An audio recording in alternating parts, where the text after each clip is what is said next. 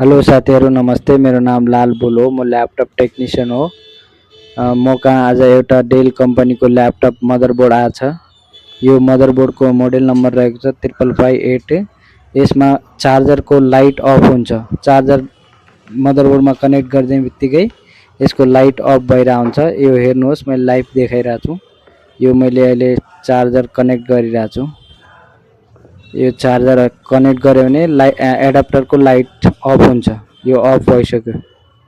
यो किन हुन्छ भने मदरबोर्डमा यदि तपाईहरुको सर्ट छ भने यो एडाप्टरको लाइट अफ हुन्छ। डेल कम्पनीको एडाप्टर यहाँनिर क्यापासिटर चेक गरिरहेको छु मैले। यहाँनिरको क्यापासिटरमा अलि डाउट लागिरहेछ। सिमोस ब्याट्री निकाले मैले। यसरी मल्टिमिटरमा पुरै चेक गर्नुपर्छ। मल्टिमिटरले जस्तै क्यापासिटर मसपेट पुरै चेक गर्यो भने देखिन्छ। एक त माइक्रो ग्लास से यसरी चेक गर्यो भने स्क्यान गर्नुपर्छ। यसरी हेर्यो भने कोही क्यापासिटर जल्या छ या कुनै कम्पोनेन्ट जल्या छ भने त्यसरी देख्न सकिन्छ। यसरी हेर्नु होला। यसरी हेर्यो भने जलेको छ भने तपाईहरुलाई मैले त्यति धेरै लाग्दैन। जलेछ भने जो जल्या छ त्यो निकालेर हेर्नुपर्छ। यसरी पुरै कम्पोनेन्ट हेर्नुपर्छ। अनि मल्टिमिटरमा बल्जरमा कन्टिन्युटी आउँछ। कन्टिन्युटी जस्तै 0 देखाउँछ, 0 पोइन्ट यसो देखाउँछ भने क्यापासिटरमा यस्तो सर्ट देखायो भने काहीँ न काहीँ सर्ट हुन्छ। त्यो सर्ट निकाल्यो भने अनि बल्ल ल्यापटपको सर्ट निस्किन्छ। सर्ट निस्क्यो भने पावर अन हुन्छ। यसरी हेर्नु होला।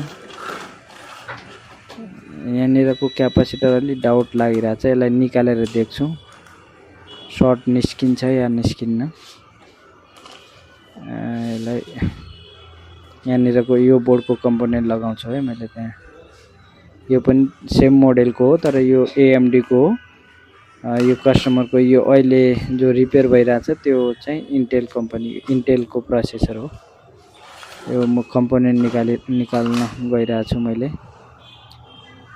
कम्पोनेन्ट निकाल्दाखेरि अलि ध्यान दिनुपर्छ किनकि यो गरम धेरै भयो भने अर्को ठाउँ पनि लाग्छ। यो क्यापासिटर निस्क्यो हैन। अब मल्टिमिटरले सर्ट निस्क्यो कि निस्केन, सर्ट गयो कि गएन भनेर यसरी चेक गर्ने है। सर्ट गयो रहेछ। सर्ट गयो। यही कम्पोनेन्ट खराब भयो रहेछ। यसरी है। यो पनि सर्ट छ नि, 0 देखाइरहेछ यो क्यापासिटर। हेर है, मल्टिमिटरमा हेर्नुहोस्। मल्टिमिटर यो यसरी नै रिपेयर गर्नुपर्छ साथीहरु। यदि तपाईहरुले सिक्न चाहनुहुन्छ भने यो भिडियो पुरै हेर्नुहोस् हैन। भिडियो पुरै हेर्यो भने पुरै मैले कन्टिन्यू देखाइरहेको छु, लाइभ देखाइरहेको छु।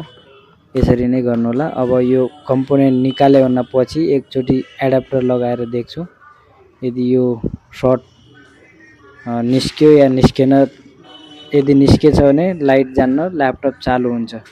यदि मदरबोर्डमा अगाडि कहीँ सर्ट छैन भने, अगाडिपट्टि सर्ट छ भने त हुँदैन। यो चालु भइसक्यो है। यहाँनिर फ्यान फिरिसक्यो। अरु सर्ट रहेनछ यो बोर्डमा, यति सर्ट रहेछ। यसरी नै गर्नुहोस् हैन साथीहरु। यदि तपाईहरुले सिक्न चाहनुहुन्छ भने मलाई भिडियोमा कमेन्टमा प्रब्लम छ भने यसो भन्नुहोस् हैन। यसरी नै गर्नुपर्छ रिपेयर त।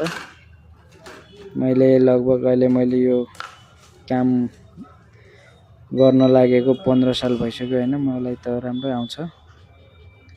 यो अर्को बोर्डको कम्पोनेन्ट पनि चेक गरेर लगाउनुपर्छ है। नभए सर्ट भएको लगायो भने फेरि अर्को ठाउँ सर्ट हुन्छ। यसरी निकालेर लगाउनुपर्छ। यस्तै हो साथीहरु। अब रिपेयर यदि सिक्न चाहनुहुन्छ भने मलाई मेरो भिडियो पुरै हेरेर मलाई मेरो च्यानललाई सब्स्क्राइब गर्नुहोस्। तपाईहरुले यस्तै भिडियो मैले हमेशा डेली हाल्दै गर्छु। अनि तपाईहरुले मैले भिडियो अपलोड गर्ने बित्तिकै तपाईहरुलाई देखिन्छ। तपाईहरुले पनि यसरी रिपेयर गर्न सिक्न सक्नुहुन्छ। यो कम्पोनेन्ट मैले पहिले निकालेको कम्पोनेन्टहरु पुरा शिफ्ट गर्छु। यो अहिले फेरि चेन्ज गर्नुपर्छ, नभए त पछि अझै सर्ट हुन्छ हैन। यसरी नै रिपेयर गर्नुहोस् है साथीहरु। यो कम्पोनेन्ट पुरै लगाएर अहिले यो ल्यापटप अन गरेर डिस्प्ले देखाएर तपाईहरुलाई दिनेछु। यस्तो हो। तपाईहरुले रिपेयर गर्न चाहनुहुन्छ भने मेरो भिडियो हेर्नुहोस् अनि मलाई कमेन्टमा कुनै अन्य केही जोसुकै प्रब्लम छ भने पनि ल्यापटपमा मलाई मेसेज गर्नुहोस् हैन, मैले त्यो रिप्लाई दिनेछु अनि तपाईहरुले पनि सिक्न सक्नुहुन्छ। यो लाग्यो। फेरि अर्को पछाडिपट्टिको कम्पोनेन्ट पनि निकालेको थिएँ, त्यो पनि लगाउँछु अहिले। मेरो क्यापासिटर लगाउनु पर्छ है।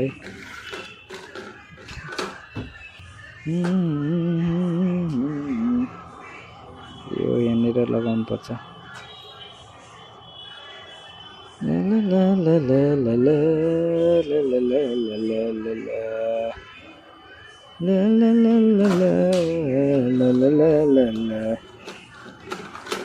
है लाग्यो, क्यापासिटर त लगाएँ।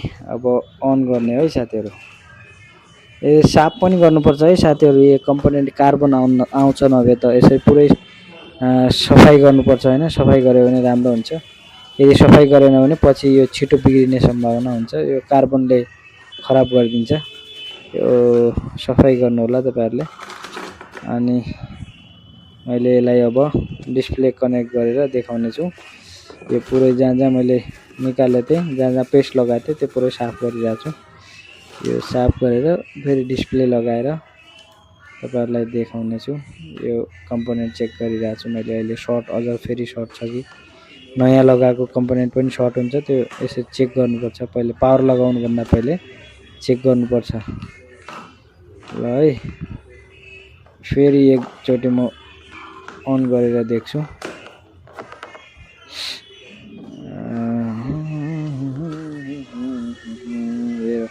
अन भयो है त। अब यसको सिमस ब्याट्री पनि लगाऊ अनि पुरै लगाएर डिस्प्ले लगाएर तपाईहरुलाई देखाउने छु है त। यहाँनिर डिस्प्ले कनेक्ट गर्न गइरहेको छु मैले।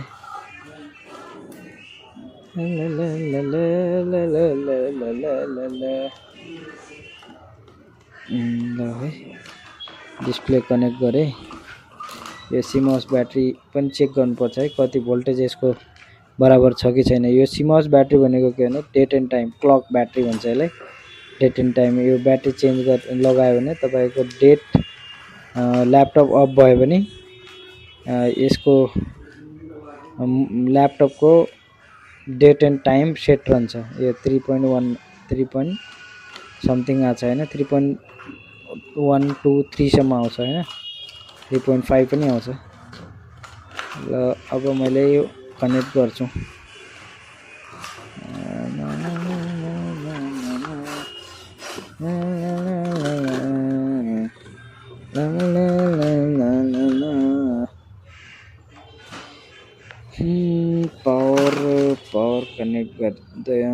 पावर कनेक्ट गरे है साथी। अन भयो।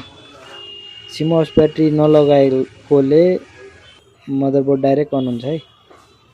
यसरी नै तपाईहरुले काम गर्नु होला हैन। डिस्प्ले आयो, तपाईहरुले देख्नुभयो नि डिस्प्ले। हाम्रो काम सक्सेस भयो है। थ्यांक यू साथीहरु सबैले यसरी मेरो भिडियो हेरेर साथ दिनु होला, यसरी नै सपोर्ट गरिदिनु होला। ल थ्यांक यू।